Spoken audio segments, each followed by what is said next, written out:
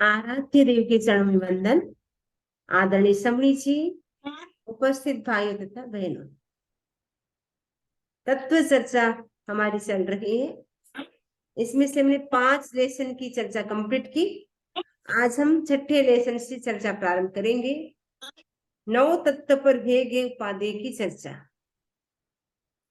First lesson नव तत्व रूपी आरूपी, उसपे हमने चर्चा की थी।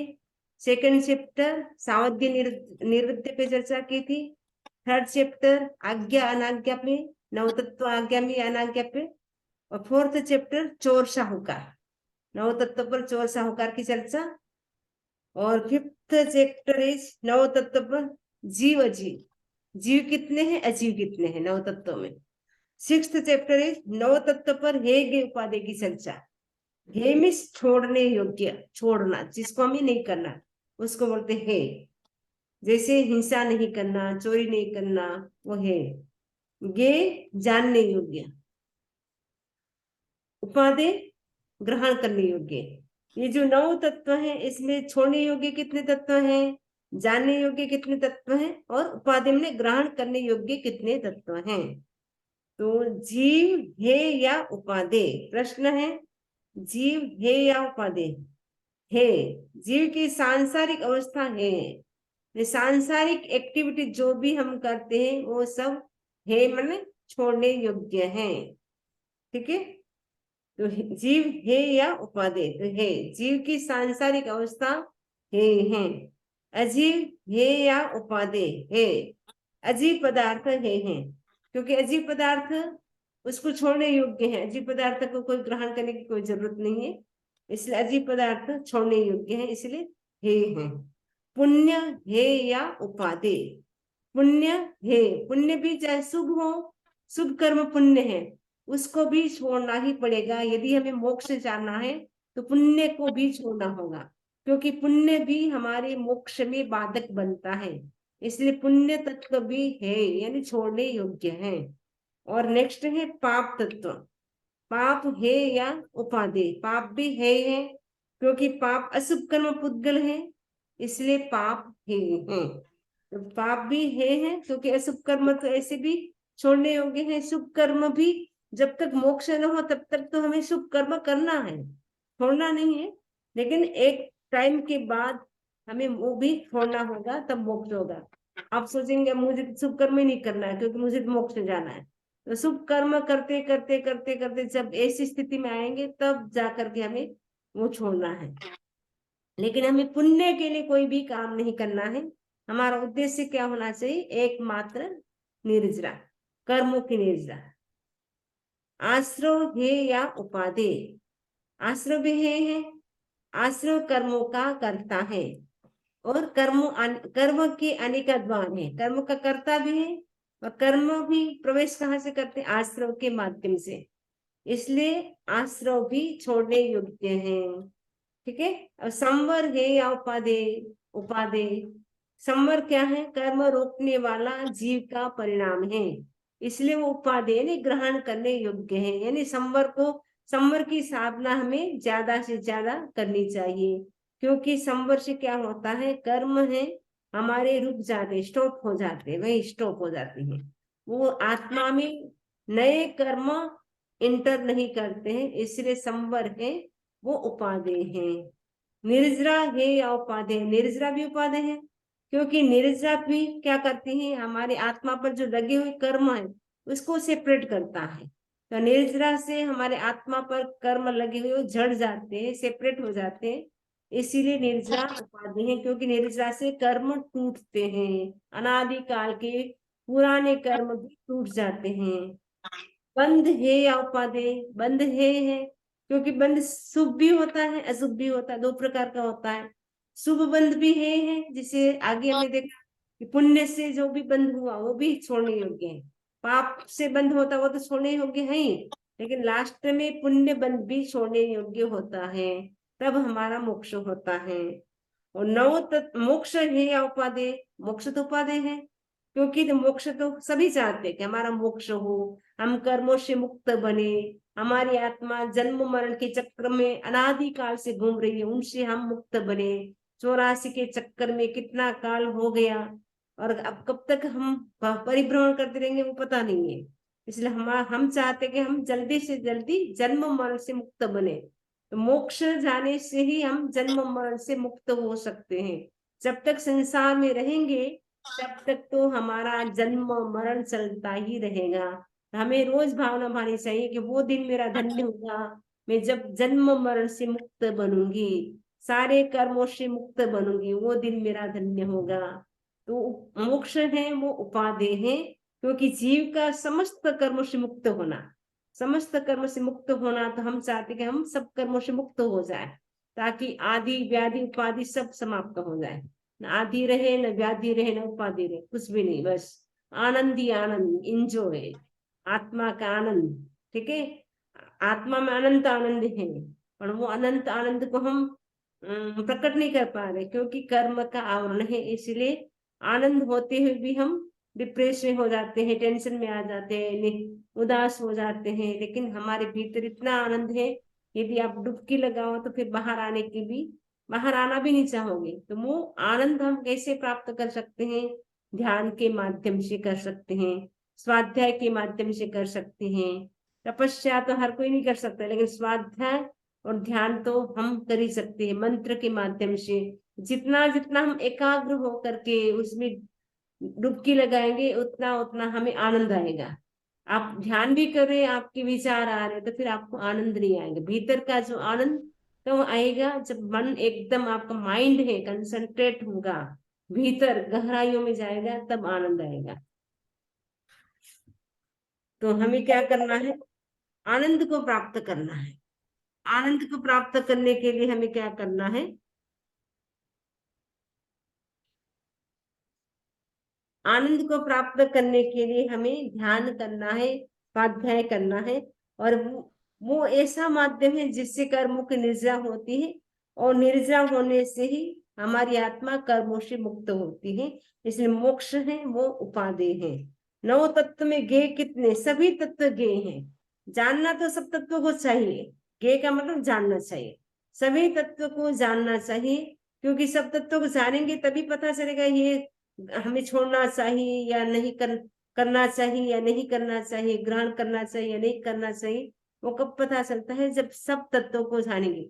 सब यानी नौ तत्व हैं, तो नौ तत्व की जब जानकारी एकदम हमारे अच्छी होगी, राइट ढंग से होगी, सही ढंग से होगी, तब हम क्या है, नौ तत्व की जानकारी करके हम जो तत्व छोड़ने योग्य हैं उनको छोड़ देंगे, जो उपादेय हैं, जो ग्रहण करने योग्य उनको हम ग्रहण करेंगे।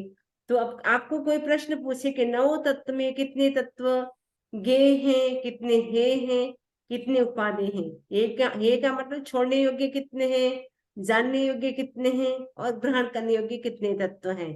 तो बता सकते हैं सुनीता जी, कितने छोड़ने योग्य हैं, कितने जानने योग्य हैं, कितने ग्रहण करने योग्य हैं नौ तत्वों में?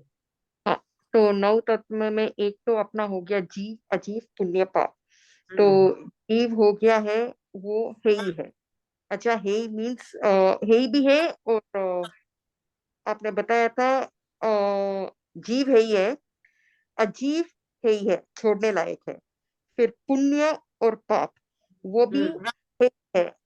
किस दृष्टि से है ही है? तो मतलब अगर शुभ भी पुण्य बांधेंगे तो उसको भी छोड़ना रहेगा, तो ही मोक्ष प्राप्ति होगी।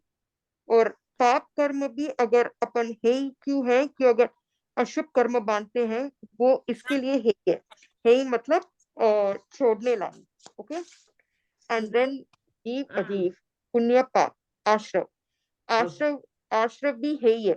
क्यों है ही है? क्यों? आश्रव से कर्म के पुद्गल आते हैं, इसके लिए वो है ही है, आश्रव। फिर संवर और निर्जरा। संवर और निजरा आके ये है, उपाधि है। क्यों संवर और निद्रा उपाधि है? कि उससे संवर से तो अपन कर्म रोकते हैं, और निर्जा से जो कर्म लगे हुए वो जर रहे, इसके लिए उपाधि है। तो संवर, निद्रा। फिर बंध और मोक्ष, ये दो बाकी है। बंध भी है ही है, आपने बोला कि अगर जो कर्म रहेंगे वो बंधे हुए रहेंगे और छोड़ेंगे तभी मोक्ष प्राप्त होएगा, तो इसके लिए वो भी छोड़ने लायक है। और फिर लास्ट में मोक्ष। मोक्ष उपादेय है। क्यों? सभी कर्म जरने के बाद मोक्ष की प्राप्ति होगी, तो इसके लिए वो अपनाने लायक है। और तो 9 तत्व सभी ध्येय मतलब जानने योग्य है, ऑल 9 गे गे गे है ध्येय जानने। जानने योग्य। ओके, तो नौ तत्व में 6 तत्व तो छोड़ने योग्य है और 3 तत्व उपादेय है और जानने योग्य नौ तत्व है। नौ तत्व जानने योग्य, नौ के नौ तत्व है, जानना चाहिए सभी तत्वों को। और ग्रहण करने के लिए संवर निर्जरा मोक्ष 3 ग्रहण करने योग्य है। बाकी शेष 6 तत्व हैं वो छोड़ने योग्य हैं। तो जीव जीव की जो सांसारिक अवस्था है वो छोड़ने योग्य है। ठीक है, जो जीव की जो सांसारिक अवस्था है, सांसारिक अवस्था है सांसारिक जो भी एक्टिविटी जीव करता है वो छोड़ने योग्य है। तो जीव संवर करता है, निर्जरा करता है, कर्मों से मुक्त होता है, वो तो ग्रहण करने योग्य है। तो ठीक है, तो इस जीव को यहाँ पे लिया है कि जीव की जो सांसारिक अवस्था है वो छोड़ने योग्य है। इसको इंक्लूड करेंगे तो अपना 6 तत्व है वो छोड़ने योग्य है। ये छोड़ने योग्य नहीं माने ये है, ये का मतलब छोड़ने योग्य है। 3 तत्व संवर निर्जरा और मोक्ष वो 3 उपादेय है और 9 तत्व है वो गे यानी जानने योग्य है। ठीक है, अब नेक्स्ट है 7th नंबर का चैप्टर, 9 तत्व पर 6 द्रव्य 9 तत्व की चर्चा। जीव 6 में कौन, 9 में कौन? 6 में का मतलब 6 द्रव्य में कौन, 9 में का मतलब 9 तत्व में कौन है?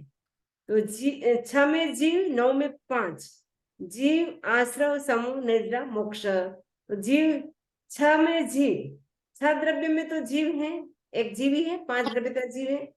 और 9 तत्व में जीव 5 है, जीव आश्रव भी जीव है, संवर भी जीव है, निर्जरा भी जीव है और मोक्ष भी जीव है। तो 9 तत्व में तो 5 जीव हैं और 6 द्रव्य में एक जीव है। इसमें बता कि जीव 6 द्रव्य में कौन, 9 तत्व में कौन? 6 द्रव्य में एक जीव है और 9 तत्व में 5 है। कौन कौन से? जीव, आश्रव, संवर, निर्जरा और मोक्ष, ये 5 जीव है। ठीक है, बाकी 4 अजीव है। 9 तत्व में कोई पूछे आपको 9 तत्व में कितने जीव हैं, कितने अजीव हैं? तो 5 तत्व जीव हैं और 4 तत्व हैं वो अजीव है।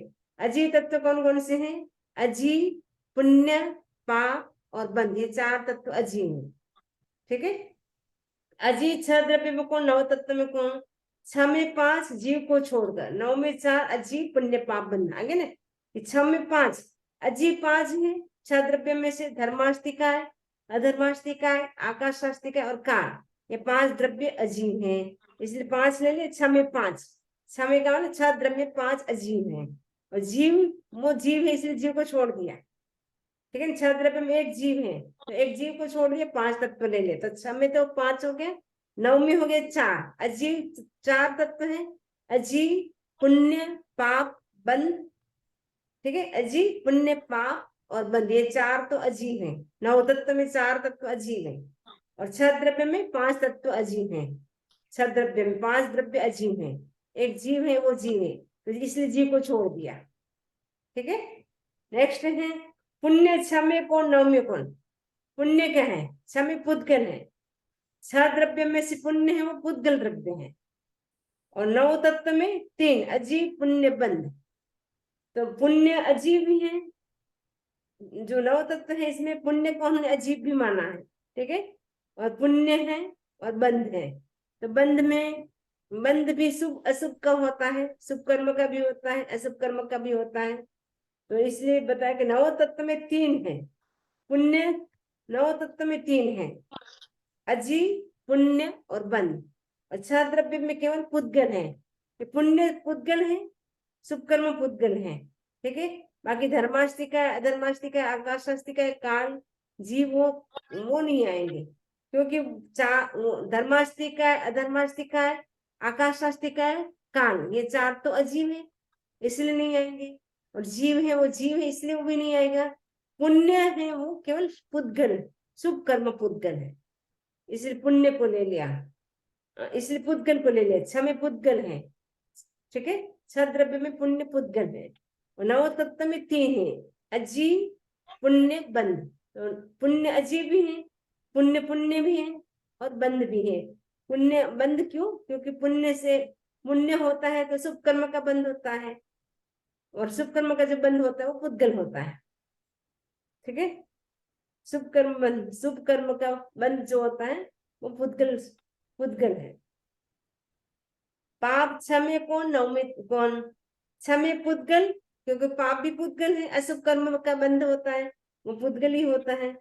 और नौ तत्व में 3 अजीब पाप बंध सेम है, इसमें पुण्य था, इसमें पाप हो जाएगा नौ तत्व में, क्योंकि ना पाप है वो अजीब है, पाप तत्व है, और पाप का बंध अशुभ होता है, इसलिए बंध भी ले लिया। बंध में, बंध के अंतर्गत 2 होता है, शुभ कर्म का बंध भी होता है और अशुभ कर्म का बंध भी होता है। तो पाप होगा वह अशुभ कर्म का बंध होगा, और पुण्य होगा वह शुभ कर्म का बंध होगा।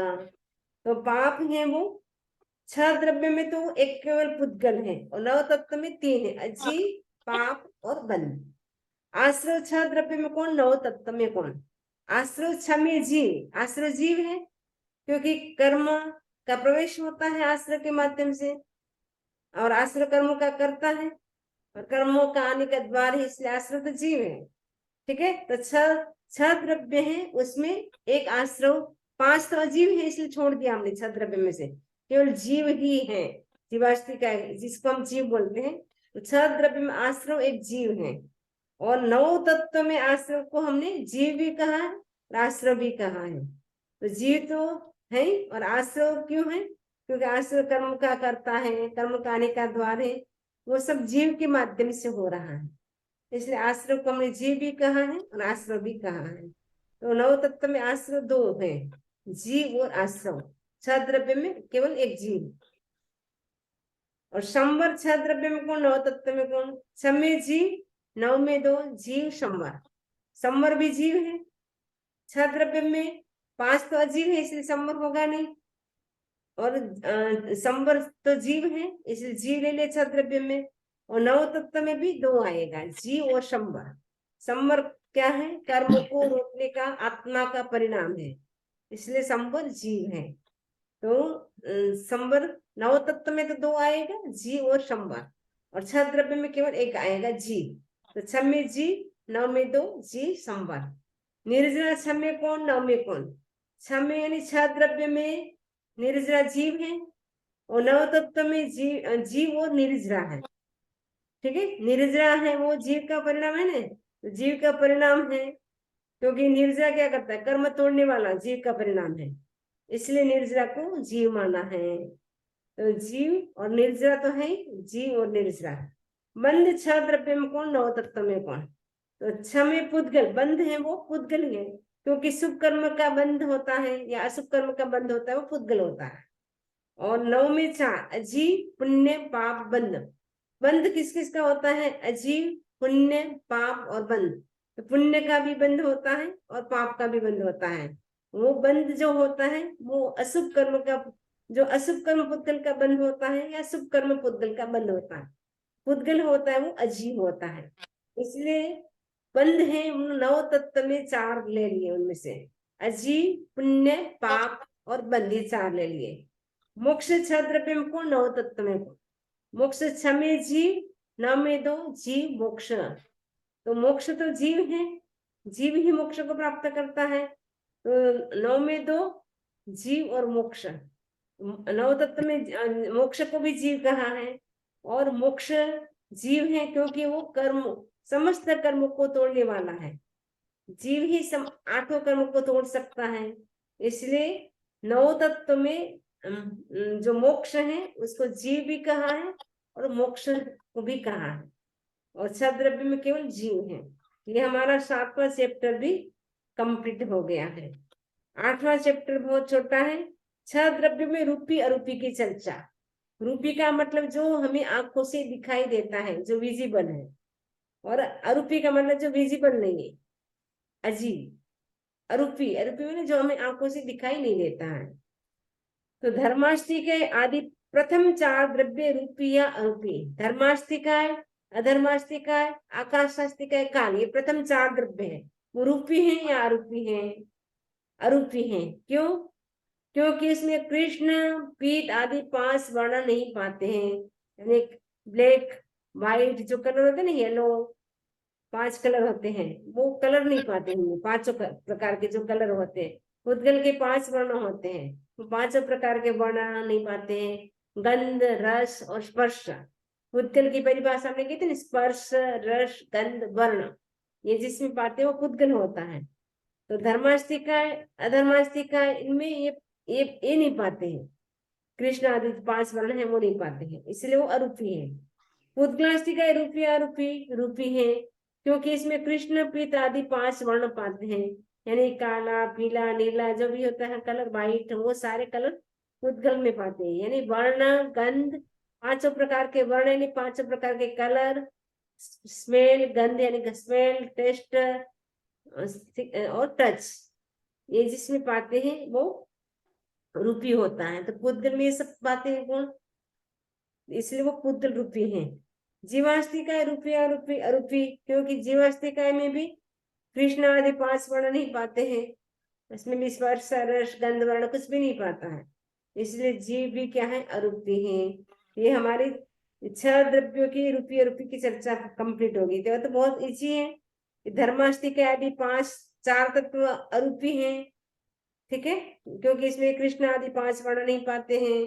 फिर पूछा कि पुद्गलास्तिकाय रूपी आरोपी रूपी है, क्योंकि वो हमें दिखाई देता है, इसमें स्पर्श, रस, गंध, वर्ण आदि 5 वर्ण होते हैं। और जीवास्तिकाय रूपी आरोपी अरूपी है, क्योंकि इसमें भी कृष्ण, पिता आदि 5 वर्ण नहीं पाते हैं। अब 6 द्रव्य में सावध्य निर्वध्य की चर्चा। धर्मास्तिकाय आदि प्रथम 5 द्रव्य सावध्य या निर्वध्य दोनों नहीं, क्योंकि अजीब है। धर्मास्तिकाय, अधर्मास्तिकाय, आकाशास्तिकाय, काल, पुद्गलास्तिकाय, ये 5 द्रव्य सावध्य निर्वध्य दोनों नहीं है, क्योंकि अजीब है, इसीलिए न सावध्य है न निर्वध्य है। जीवास्तिकाय सावध्य या निर्वध्य दोनों, जीव की शुभ परिणति तो निर्वध्य है और अशुभ परिणति सावध्य है। ये द्वार भी कंप्लीट हो गया। कितना छोटा है ये, तो अपने 25 बल में अपन पढ़ते हैं, इसको द्वार बना दिया यहाँ पे। और 6 द्रव्यों में आज्ञा अनाज्ञा की चर्चा। तो धर्मास्तिकाय पहले अपनी 9 तत्व में आज्ञा अनाज्ञा की चर्चा की थी, अब 6 द्रव्य में उसमें भी अपन सावध्य निर्वध्य की चर्चा की थी, रूपी अरूपी की चर्चा की थी। वापस इसमें 6 द्रव्य पे आ रही, पहले 9 तत्व पे की थी हमने। 6 द्रव्य में आज्ञा अनाज्ञा, धर्मास्तिकाय आदि प्रथम 5 द्रव्य आज्ञा में या आज्ञा के बाहर दोनों नहीं, क्योंकि अजीब है। धर्मास्तिकाय, अधर्मास्तिकाय, आकाशास्तिकाय, काल, पुद्गलास्तिकाय, ये 5 द्रव्य न सावध्य है न निर्वध्य है, क्योंकि अजीब है, ठीक है। जीवास्तिकाय आज्ञा में आज्ञा के बाहर दोनों, क्योंकि जीव की शुभ परिणति तो आज्ञा में है, अशुभ परिणति है वो आज्ञा के बाहर है। तो भगवान की आज्ञा के जो विरुद्ध जो काम करता है वो आज्ञा के बाहर हो जाएगा, और भगवान की आज्ञा में जो काम करता है वो आज्ञा में हो जाएगा। तो जीव की जो शुभ परिणति है, यानी जो संवर की साधना करता है, निर्जरा की साधना करता है, स्वाध्याय करता है, तप करता है, वो भगवान की आज्ञा में है। और बाकी संसार के जो भी काम होते हैं वो भगवान की आज्ञा में नहीं है। लेकिन गृहस्थ है तो गृहस्थ को करना पड़ता है, तो गृहस्थ वो छोड़ नहीं सकता है, क्योंकि साधु तो नहीं है तो वो गोचरी लेकर के अपना जीवन यापन करेगा। उनको घर का मतलब घर का काम भी करना पड़ता है, जॉब भी करनी पड़ती है, सब कुछ करना पड़ता है, लेकिन वो अनासक्त भाव से करता है, तो उससे कर्म का बल कम होता है। लेकिन ऐसे नहीं कि हम अब कुछ नहीं करेंगे क्योंकि तो पापकारी प्रवृत्ति है, वो गृहस्थ को नहीं चल सकता है, साधु को चल सकता है, क्योंकि साधु ने तो घर बार छोड़ दिया है।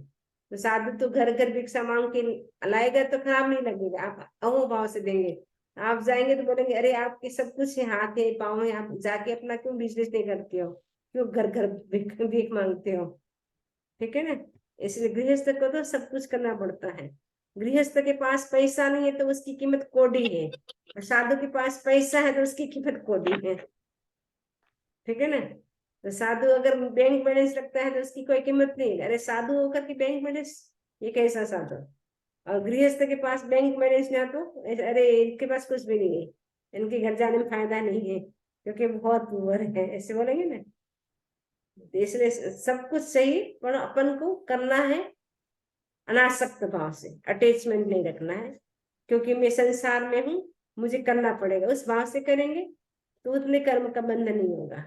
एक मेरा मेरा करके और ज्यादा से ज्यादा मैं कहा ये बस एक लिमिट के बाद बस इतना इनफ है।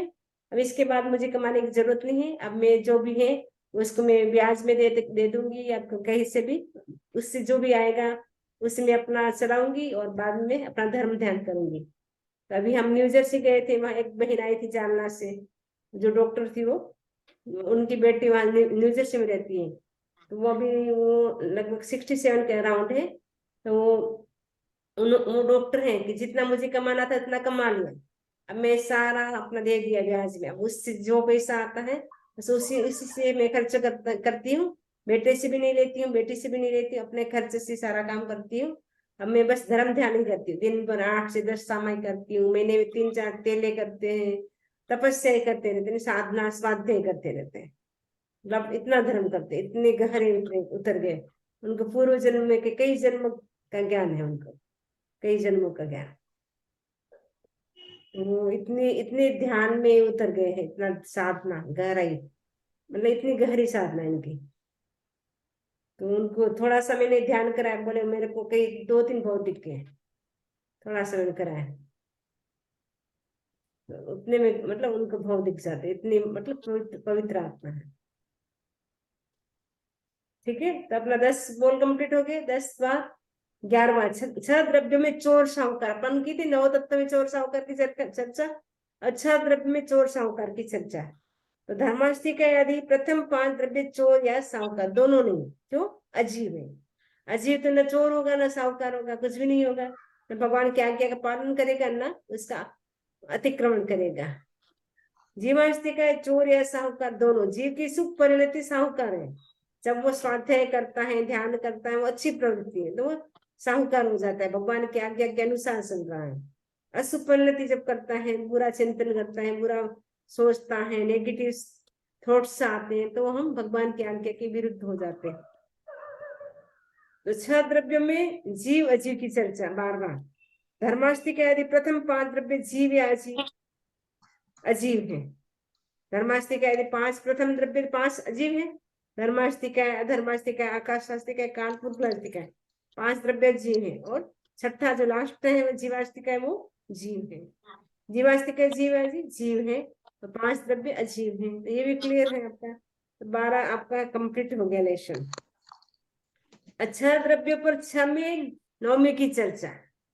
धर्मास्थी का 6 द्रव्य में कौन, 9 में कौन?